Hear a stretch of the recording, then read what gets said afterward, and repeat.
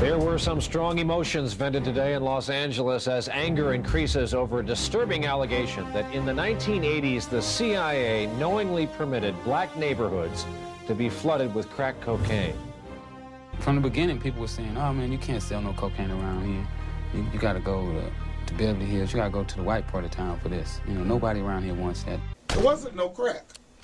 They created crack and put it in the hands of one Negro to push it all among our people. And the police didn't even know he was out there. And they took the money from the crack and sent it to the Contras, to the counter-revolutionaries in Nicaragua to overthrow the Sandinista regime. None of them went to prison. Why do you believe the nation's black community is growing angrier over the allegations? Why? Because now we are taking the cover off the real government that we have known for years. I am going to make somebody pay for what they have done to my community and to my people. I have never met in my 22 years of government service, nor since, any government official of any kind who would tolerate the delivery of drugs into this country for distribution to anyone. I mean, the way we was getting the drugs in, this guy had to have some powerful people behind him. It doesn't make any difference whether they delivered the kilo themselves or they turned their heads while somebody else delivered it. They're just as guilty. This was like a genocide.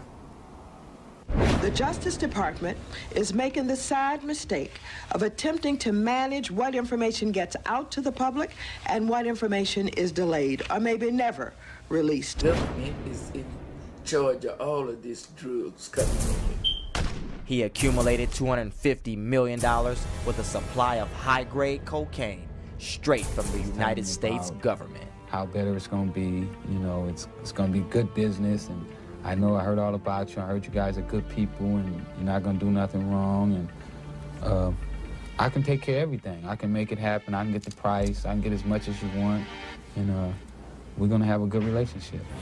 Oliver North get $300,000 a speech. Rick Ross went to prison. You know, what's more corrupt than that? All the mothers, all the women got addicted to crack. We wanted to know if it was safe to say that you made like $252 million during that era. Yeah, some people estimated even more than that.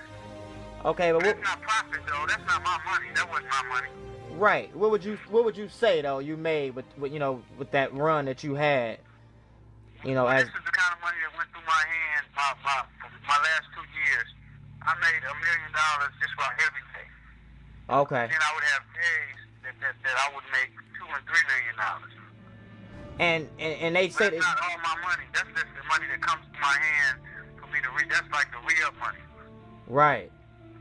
And my profit would be anywhere, you know, on $1 million bucks. I make $200,000, $300,000 most of the time. Sometimes I can make more according to who I was selling to. Right.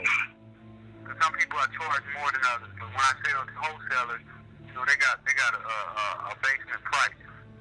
And then that's the lowest that I ever made too. You know, I never made less than $200,000 to $300,000 off every million. You know, every source say that you was very, very low key. And so how does a guy make that kind of money without any recognition? Well, I mean, I'm about a recognition, not wanting recognition. You know, I didn't want to be known. I wanted to be rich, but not known. So I found out at an early age in the game is that if you wanted to be rich and enjoy it, then you had to you know, I couldn't ride around in Ferraris and Rolls Royces because I'd be an easy target to identify. And okay. I didn't want to be identified. One more question about our piece, man. Do you think you deserve the #1 spot out of the top 10 richest drug lords of all time? No. Okay. There's plenty of drug dealers that make more money than you. Now, I may be the most famous. That's right. But I'm not the one who makes the most money. I think that my claim to fame comes more from me grinding my way up from the streets and my street credibility and my ability to get along with people. Sweet. And people love me. But as far as making the most money, definitely not.